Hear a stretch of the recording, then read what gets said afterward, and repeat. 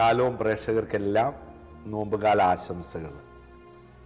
ഒരിക്കൽ വത്തിക്കാനിൽ cent Peter's ബസിലിക്കയിൽ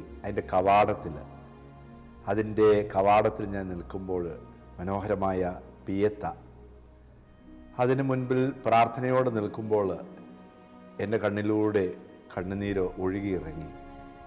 മറ്റൊന്നും കൊണ്ടായിരുന്നില്ല, പരിശുദ്ധ അമ്മ അനുഭവിച്ച വേദനകൾ, പീഡാസഹനങ്ങൾ, ആന്തരികമായ സമ്മർദ്ദം, അത് ഓർത്തപ്പോൾ എൻ്റെ കണ്ണുനീരിനെ നിയന്ത്രിക്കാൻ എനിക്ക് സാധിച്ചില്ല. വർഷങ്ങൾ കഴിഞ്ഞതിന് ശേഷം ഇന്ന് നോമ്പുകാല ചിന്തകളിലൂടെ കടന്നു പോകുമ്പോൾ അമ്മയുടെ മനസ്സ് വളരെ വ്യക്തമായിട്ട് വായിച്ചെടുക്കുവാൻ കഴിയും. അമ്മ അന്വേഷിച്ചത് ദൈവത്തിൻ്റെ പുത്രനെയാണ്. മാലാഖയിലൂടെ വലിയ സന്ദേശം, ദൈവം നിന്നിൽ നിന്ന് ജനിക്കുവാൻ പോകുന്നുവെന്ന സന്ദേശം അമ്മയ്ക്ക് ലഭിക്കുകയാണ്. അമ്മ ആഹ്ലാദവതിയായി, വലിയ സന്തോഷം. ആ ദൈവത്തെ കാണുവാൻ, ദൈവത്തോടൊപ്പം ആയിരിക്കുക എന്തൊരു വലിയ അനുഗ്രഹമാണ്, കൃപയാണ്. തൻ്റെ തിരുക്കുമാരനോടൊപ്പം, തൻ്റെ പ്രിയപ്പെട്ട പുത്രനോടൊപ്പമുള്ള 33 വർഷം അന്വേഷിച്ചതും കണ്ടതും എല്ലാം ദൈവത്തിൻ്റെ പുത്രനെയാണ്. എന്നാൽ അവിടെയെല്ലാം യഥാർത്ഥ ദൈവത്തിൻ്റെ പുത്രനെ കാണുന്നതിന് പകരം സാധാരണ മനുഷ്യൻ ആ യേശുവിനെ കണ്ടു. ദൈവത്തിൻ്റെ പുത്രനെ അന്വേഷിക്കുന്നു, കണ്ടെത്തുന്നതോ മനുഷ്യപുത്രനെ. കുരിശിൻ ചുവട്ടിലേക്ക് എത്തുവാൻ മറ്റാരും ഉണ്ടായിരുന്നില്ല. അമ്മയ്ക്കല്ലേ സാധിക്കൂ മകനോടൊപ്പം യാത്ര ചെയ്യുവാൻ. മകൻ്റെ ചേതനയറ്റ ശരീരം മടിയിലേക്ക് ഏറ്റുവാങ്ങുമ്പോൾ, ആ മുഖത്തേക്ക് നോക്കുമ്പോൾ, നിണമണിഞ്ഞ ആ മുഖം, മുൾക്കിരീടം ചൂടിയ ശിരസ്, ആ മുഖം അമ്മയ്ക്ക് നൽകിയ ഉത്തരം, അമ്മ കാണുകയാണ് ദൈവത്തിൻ്റെ പുത്രനെ. പീഡാസഹനങ്ങളിൽ, അത്ഭുത പ്രവൃത്തികളിൽ ദൈവത്തെ അന്വേഷിക്കുന്നവർ എന്നും പരാജയപ്പെടും. അവർക്കൊരിക്കലും യഥാർത്ഥ സന്തോഷം കിട്ടുകയില്ല. എന്നാൽ ക്രൂശിതൻ്റെ മുഖത്ത് നിണമണിഞ്ഞ ആ മുഖം ധ്യാനിക്കുന്നവർക്ക് എന്നും സന്തോഷം ലഭിക്കും. അതാണ് പരിശുദ്ധ അമ്മ നമുക്ക് നൽകുന്ന പാഠം.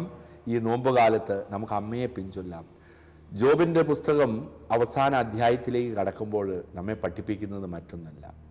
ജോബ് തൻ്റെ നീതി നിറഞ്ഞ ജീവിതത്തെ വിശകലനം ചെയ്ത്, ഇതെല്ലാം സഹിക്കാൻ അവകാശമുള്ളവനാണോ ഞാൻ? അതിൻ്റെ ആവശ്യമുണ്ടോ? ദൈവം അവന് പറഞ്ഞു കൊടുക്കുകയാണ്, ജോബേ, നീ ആഴിക്ക് ആഴം നൽകിയത് നീയാണോ? ആകാശത്തിന് നീലിമ നൽകിയത് നീയാണോ? പിന്നെ നീ എന്തിന് എന്നെ ചോദ്യം ചെയ്യുന്നു? ജോബ് ദൈവത്തോട് പറയുകയാണ്, ഓ, നീ എല്ലാം അറിയുന്നു, എല്ലാം ഞങ്ങൾക്ക് വേണ്ടി ക്രമീകരിക്കുന്നു, നിന്റെ പദ്ധതി അനുസരിച്ച് വിഭാവനം ചെയ്യുന്നു, അത് നടപ്പിൽ വരുത്തുന്നു. എത്രയോ അത്ഭുതകരമായിരിക്കുന്നു. നിന്നെപ്പറ്റി ഇന്ന് വരെ ഞാൻ കേട്ടിട്ടേ ഉണ്ടായിരുന്നുള്ളൂ, ഇതാ നിന്റെ മുഖം ഞാൻ ഇന്ന് ദർശിച്ചു. ഭാര്യയും മക്കളും സ്വത്തും എല്ലാം നഷ്ടപ്പെട്ട് രോഗിയായി മരണത്തിൻ്റെ മുമ്പിൽ നിൽക്കുമ്പോൾ ദൈവത്തോട് ജോബ് പറയുകയാണ്, ഇതാ ഇന്ന് വരെ ഞാൻ നിന്നെപ്പറ്റി കേട്ടിട്ടേ ഉണ്ടായിരുന്നുള്ളൂ, ഇപ്പോൾ നിന്റെ മുഖം ദർശിച്ചു. ചേതനയേറ്റ അമ്മയുടെ മടി, ചേതനയേറ്റ തിരുക്കുമാരൻ്റെ ശരീരം മടിയിൽ കിടക്കുമ്പോൾ അമ്മ കണ്ടത് ദൈവത്തിൻ്റെ പുത്രനെ. ഈ നോമ്പുകാലത്ത് അവിടുത്തെ പീഡാസഹനം, ദൈവത്തെ കാണുവാൻ നമ്മെ സഹായിക്കണം. നമ്മുടെ കഷ്ടപ്പാടുകളിലും വേദനകളിലും ദൈവത്തിൻ്റെ സ്നേഹം നിറഞ്ഞ മുഖം കാണാൻ നമുക്ക് കഴിയണം. അപ്പോഴേ അന്വർത്ഥമാകൂ, സാർത്ഥകമാകൂ നോമ്പുകാലം. എല്ലാവർക്കും നോമ്പുകാല ആശംസകൾ, പ്രാർത്ഥനകൾ ഒരിക്കൽ കൂടി നേരുന്നു. ദൈവം നിങ്ങളെല്ലാവരെയും സമൃദ്ധമായി അനുഗ്രഹിക്കട്ടെ.